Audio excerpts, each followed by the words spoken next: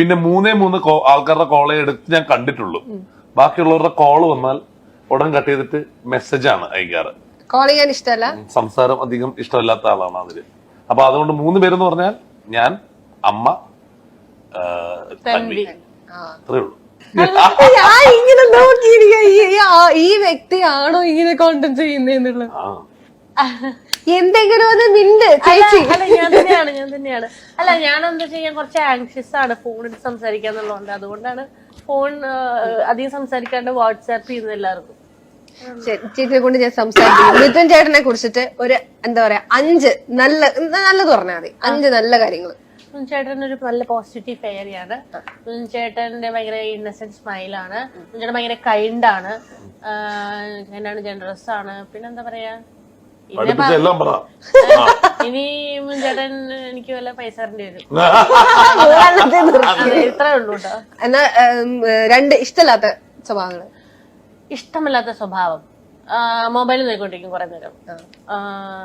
ഞാൻ സംസാരിക്കുമ്പോൾ ആ സമയത്തും ചിലപ്പോൾ മൊബൈൽ നോക്കിക്കൊണ്ടിരിക്കും. എനിക്ക് ഇഷ്ടമല്ല. അവസാനം അന്ന് ചോദിച്ചതുപോലെ ഒരു കോണ്ടന്റ് ഉണ്ടായിരുന്നല്ലോ, മൊബൈൽ നോക്കി ഇരുന്നിട്ട് അവസാനം മാത്രം കേട്ടിട്ട് റെസ്പോണ്ട് ചെയ്യുന്നത്. അതെ, അതുപോലെ തന്നെയാണ് കുറച്ച്.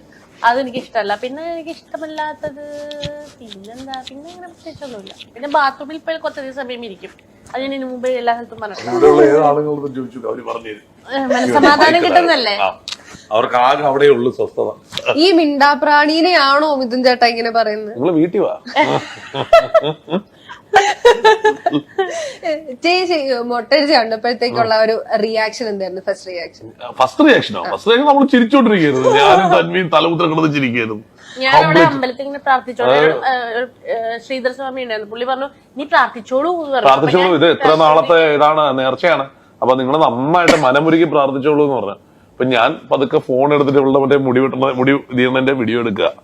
അപ്പൊ കുറച്ചു നേരത്തെ മറ്റേ അവര് തെലുങ്കിൽ പറയുന്നുണ്ട്, ആന്ധ്രക്കാരാണ്. അപ്പൊ അവര് ഇത് മതി, ഇനി വീഡിയോ എടുക്കണ്ട എന്നൊക്കെ പറയുന്നുണ്ട്. ഞാൻ ഒരു കാണാതെ മനസ്സിലാവാത്ത പോലെ ഇത് ചെയ്തു. പിന്നെ അപ്പൊ English please stop taking the video.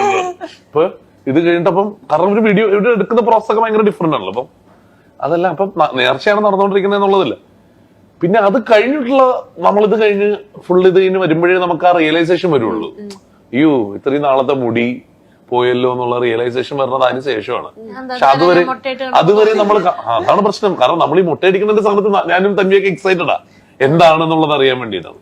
പിന്നെയാണ് അതിന്റെ റിയലൈസേഷൻ വന്നത്, അയ്യോ പാവത്തിന് മുടിയില്ല ഇതാണ് എന്ന് പറഞ്ഞിട്ട്. പക്ഷെ ഇവള് ശരിക്കും പറഞ്ഞാല് മുടി ഇല്ലാണ്ട് കാണാൻ ഭയങ്കര ക്യൂട്ടായിരുന്നു. ഇപ്പൊ കുറച്ചും കൂടി ക്യൂട്ടായി. ഇപ്പൊ ഭയങ്കര ബോറായി.